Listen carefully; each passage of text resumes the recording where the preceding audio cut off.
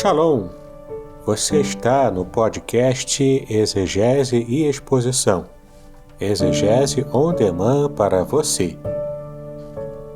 Aqui é o Davidson Bignon. Eu sou mestre em Ciências da Religião, professor de Exegese Bíblica no seminário, pastor congregacional e também publisher editorial. Eu ajudo pastores e líderes cristãos a fazer estudos bíblicos na igreja sem ter problemas com interpretações erradas. Então, se você está pensando em compreender a sua Bíblia com segurança, não deixe de assistir a mais episódios como este aqui. Muito bem, então assine o canal, acione o sininho, curta, comente e também compartilhe. Você poderá me dar uma força me ajudando a ampliar o alcance com os estudos bíblicos de qualidade na internet.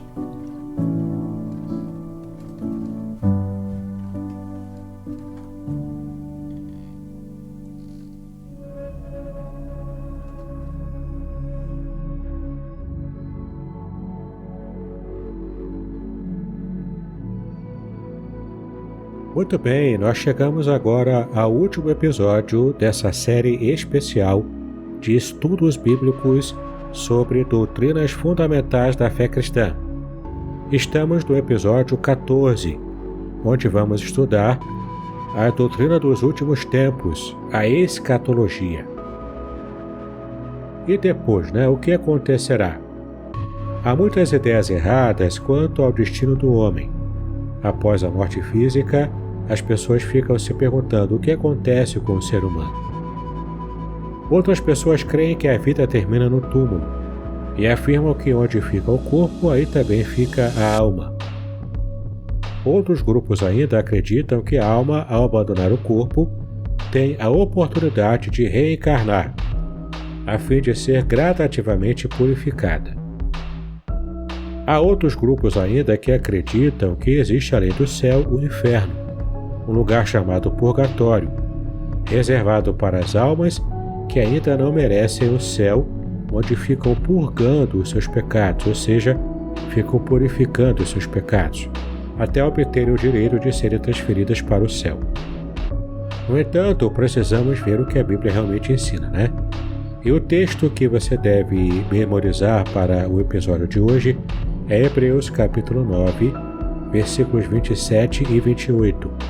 E esse texto fala o seguinte: E assim como aos homens está ordenado morrerem uma só vez, e depois disto o juízo, assim também Cristo, tendo se oferecido uma vez para sempre, para tirar os pecados de muitos, aparecerá a segunda vez, sem pecado, aos que o aguardam para a salvação. Então, muito mais do que seguir teorias, pensamentos até fora da Bíblia, vamos entender o que a Bíblia fala sobre a morte, sobre a vida após a morte e sobre também a doutrina das últimas coisas, sobre o fim do mundo e tudo mais, Vamos primeiramente entender o que a Bíblia ensina sobre a morte. O principal sentido da palavra morte é separação. Então a Bíblia revela que há 3 espécies de morte.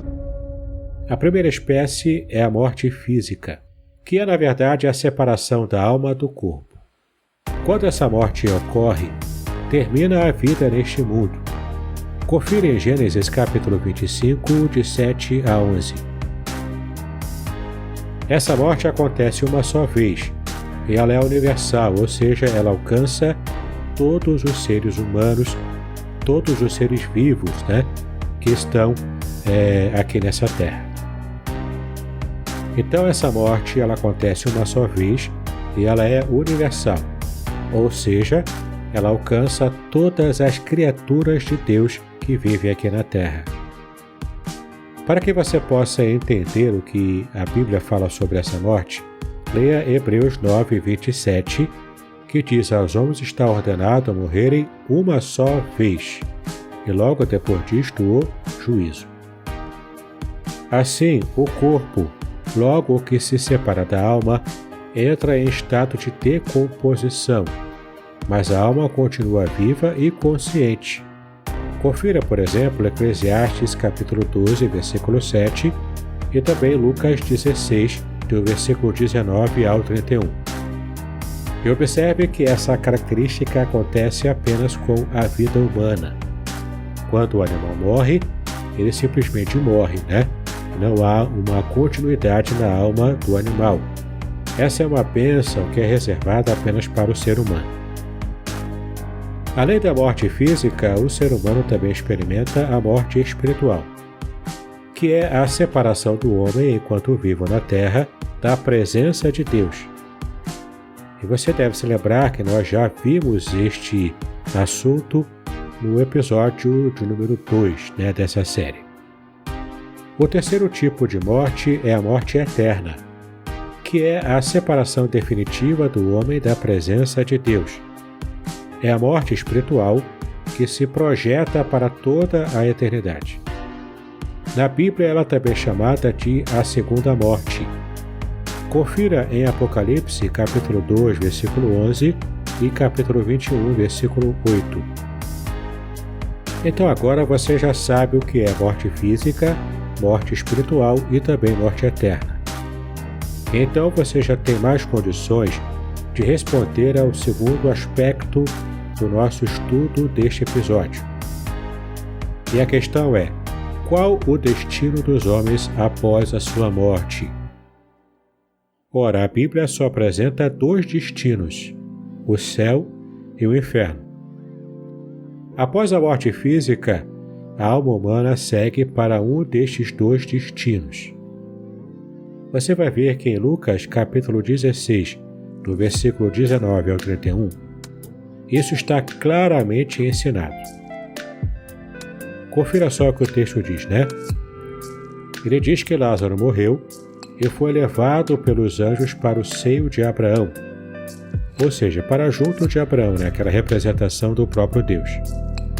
Mas também morreu o homem rico, e ele foi sepultado. Mas os versículos 22 e 23 dizem que esse homem rico, que foi sepultado, ele estava no inferno. E porque ele estava no inferno, ele também estava em tormentos. Agora, a alma do verdadeiro crente, logo após a morte, entra imediatamente em um estado de bem-aventurança consciente. Sim, você pode perceber que essa foi a promessa que Jesus fez em Lucas capítulo 23, versículo 43. Ele disse: "Em verdade te digo que hoje estarás comigo no paraíso." Sim, essa é uma bênção consciente logo após a morte. Sendo assim, o crente encara a morte de um modo diferente, das outras pessoas. Observe que o apóstolo Paulo, ao sentir aproximar-se o fim dos seus dias, ele declarou o seguinte: "Tendo o desejo de partir e estar com Cristo, que é incomparavelmente melhor." Confira em Filipenses capítulo 1, versículo 23. Assim, para o crente, a morte física significa a passagem da vida terrestre para uma outra vida, a vida celestial. Confira em Filipenses capítulo 3, versículo 20. Esta, na verdade, é a vida eterna, a convivência para sempre com Deus, a experiência de todo homem que reconhece Jesus Cristo como Senhor e Salvador. Confira essa verdade em João capítulo 3, versículo 16, Tito capítulo 1, versículo 2 e Apocalipse 21, versículos 3 e 4. Bom, mas a alma do ímpio entra após a morte num estado de tormento consciente. Isso é terrível. Releia Lucas 16, versículo 23, para que você perceba que o ímpio, quando morre, está definitivamente separado de Deus. Este tormento é experimentado no inferno, lugar preparado para Satanás e os seus anjos. Confira em Mateus capítulo 25, versículo 41, Apocalipse capítulo 20, versículos 10, 14 e também 15. Então, a este estado de tormento também se chama morte eterna. É uma situação terrível e, infelizmente, muitas pessoas se encontram fazendo a escolha deste destino eterno, o destino para a morte. Muito bem, agora que você já sabe o que acontece quando o ser humano morre, você agora precisa entender que há um outro aspecto também da escatologia. Quando falamos sobre a morte do homem, estamos falando no que a teologia chama de a escatologia individual. Mas agora vamos tratar da escatologia geral. Lembrando que escatologia significa o fim dos tempos, o final do mundo, né? É de modo mais popular como o pessoal fala. E o primeiro aspecto da escatologia geral é a volta de Cristo. Bom, a volta de Cristo é uma verdade mencionada inúmeras vezes em toda a Bíblia, a fim de dar aos crentes a convicção da esperança da vida eterna. Bom, mas nós não podemos descobrir e nem determinar o tempo da volta de Cristo. Mas apesar disso, nós sabemos que ele de fato voltará. Muitas pessoas no passado, especialmente no século XIX, tentaram marcar datas para a volta de Cristo. E eles se enganaram tremendamente. Jesus não voltou ainda, e ainda aguardamos o cumprimento desta promessa bendita da volta do Senhor Jesus Cristo. Ainda hoje, em pleno século XXI, há falsos profetas que se levantam, também tentando calcular e profetizar a volta de Jesus. Entenda, meu irmão, minha irmã, nós não temos autorização para tentar calcular e nem tentar descobrir o tempo da volta de Cristo. Apenas temos que crer nisso e aguardar essa promessa se cumprir. Mas por que Cristo voltará? E como vai acontecer isso, né? Primeiro, Jesus vai voltar porque ele prometeu. Você pode observar isso em João capítulo 14, versículo 3, quando ele diz que ele próprio voltará. Confira também o versículo 28 para completar essa ideia. Além de Jesus haver prometido que voltaria, a palavra de Deus de um modo geral também nos assegura que ele voltará. Veja aqui alguns versículos para que você possa perceber, né? O primeiro dele é 1 aos Tessalonicenses, capítulo 4, versículo 16. E o segundo versículo é Apocalipse, capítulo 1, versículo 7. Um terceiro aspecto importante sobre a volta de Jesus é que os anjos proclamaram que sim, ele voltará. Veja Atos, capítulo 1, versículo 11, e observe a promessa angélica sobre a volta de Cristo.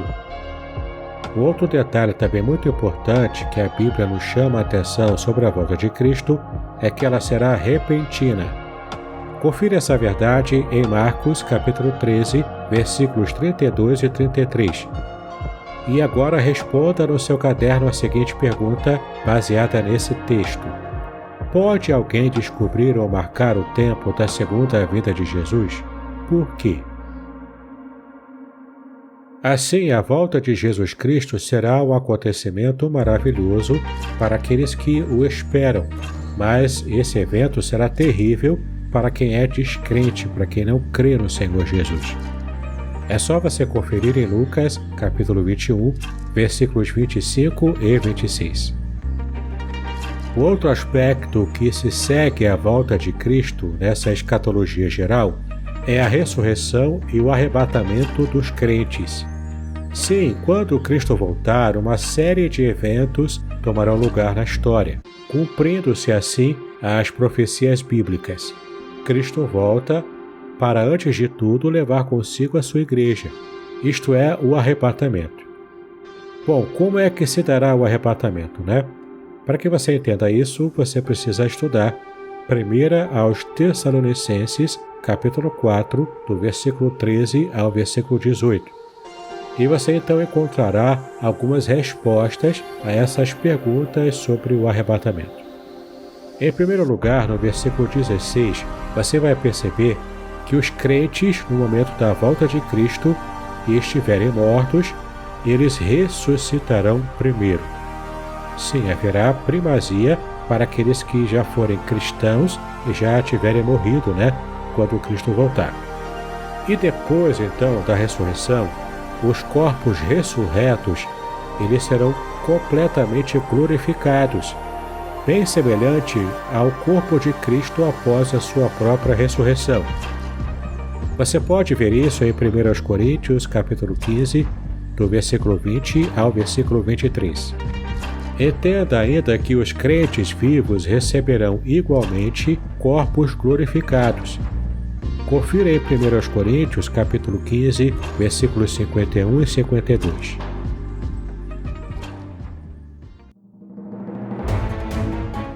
Podcast Exegese e Exposição.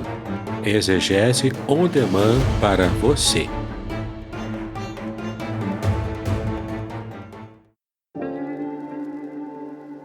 Shalom! Aqui é o Davidson Pignon. Eu ajudo pastores e líderes cristãos a fazer estudos bíblicos na igreja sem ter problemas com interpretações bíblicas erradas. Então, se você está pensando em compreender a sua Bíblia com segurança, não deixe de assistir a mais conteúdos como este aqui neste canal.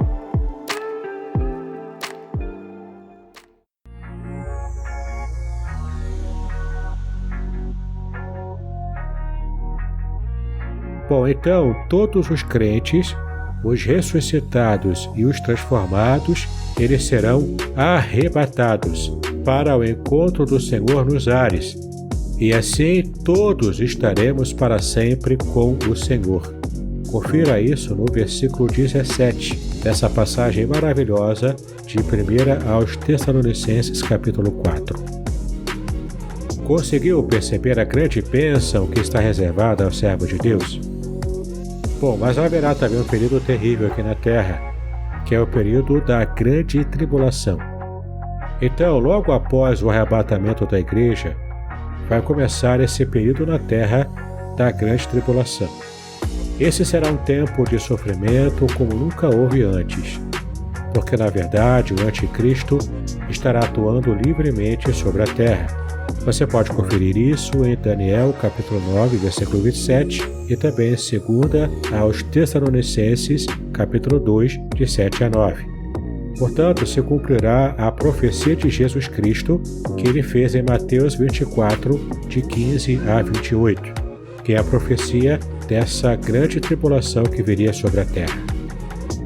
Bem, grande parte dos acontecimentos da grande tribulação, eles estão narrados no Apocalipse.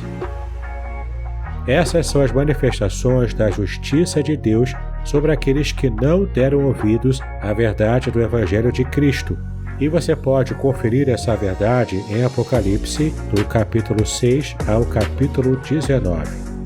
Bom, após esse período da grande tribulação, nós temos o que a teologia chama de a segunda fase da volta de Cristo à Terra.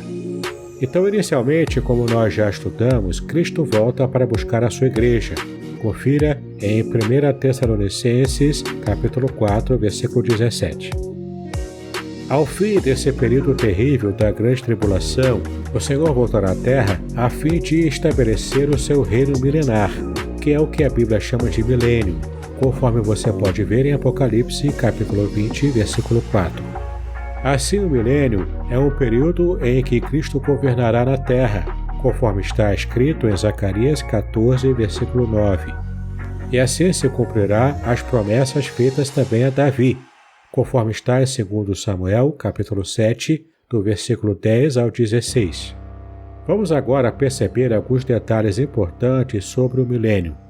O primeiro deles é que Satanás será preso por 1000 anos, como está em Apocalipse, capítulo 20, de 1 a 3. O segundo fato importante é que o anticristo será morto, e juntamente com o falso profeta, ele será lançado no lago de fogo. Veja como está em 2 aos Tessalonicenses, capítulo 2, versículo 8, e Apocalipse, capítulo 19, versículos 19 e 20. O terceiro fato importante é que os santos de todos os tempos estarão com Cristo. Veja Apocalipse 19, de 11 a 14, e também capítulo 20, versículo 4. Esse tempo em que os santos estarão com Cristo, esses tempos serão anos de paz e também justiça. conforme você pode ver em Isaías capítulo 2, de 1 a 5, e Isaías 32, versículo 1. Bom, e para terminar, no final do milênio, Satanás será solto. Veja como está em Apocalipse, capítulo 20, versículos 3 e 7. E nesse período, quando ele for solto, ele promoverá uma revolta contra o Rei Jesus e todo o seu reino, seduzindo assim as nações contra o Senhor. Ora, todo o exército que ele reunir será derrotado, conforme está em Apocalipse, capítulo 20, versículo 9. E, finalmente, Satanás será lançado para dentro do lago de fogo e enxofre, e isso pelos séculos dos séculos, como está registrado em Apocalipse, capítulo 20, versículo 10. E então, após esse período, haverá o último julgamento. Sim, a volta de Cristo trará julgamento. Não será um julgamento para determinar quem vai para o céu e quem vai para o inferno. Na verdade, a Bíblia ensina que o destino eterno dos homens está determinado até a hora da morte. Então, quem morre crendo em Cristo já está salvo. E quem morre rejeitando a salvação que ele oferece, esse já está condenado, infelizmente.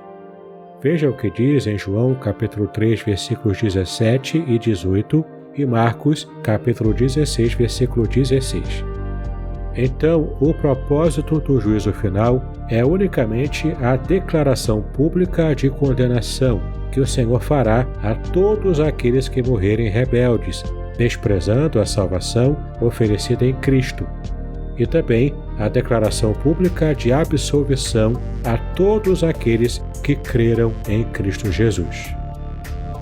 Após então o juízo final, acontecerá a ressurreição dos ímpios, a fim de que eles compareçam diante do trono branco, e então todos os homens ressuscitarão, menos aqueles que já tiverem participado da primeira ressurreição, que foi a ressurreição para a salvação. Confira isso em Apocalipse, capítulo 20, versículos 5, 6 e versículos também de 11 a 13. Então, segue-se o destino final dos homens. O que acontecerá após o juízo final, você pode perceber ao ler o texto que eu vou indicar mais à frente. Então, o que acontecerá após esse juízo final? Os homens que receberam o juízo condenatório de Deus, eles terão o mesmo destino de Satanás. Você se lembra qual foi?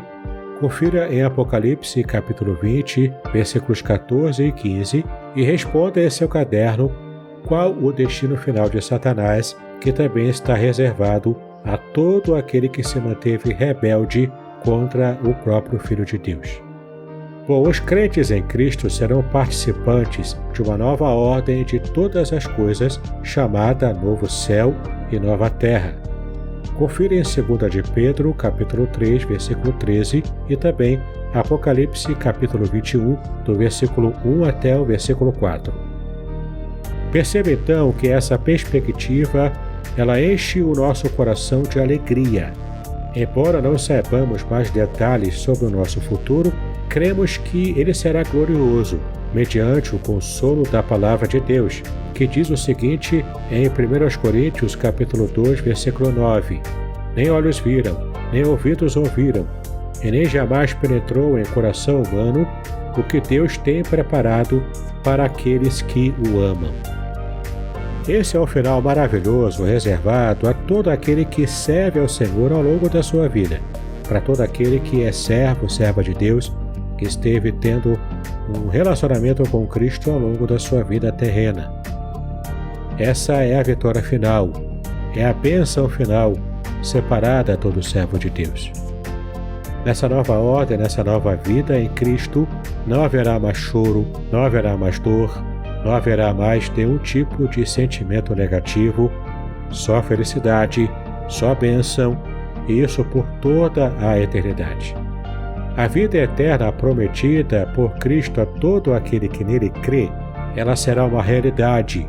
E essa é uma realidade que todos nós que amamos o Senhor desejamos fazer parte, desejamos receber.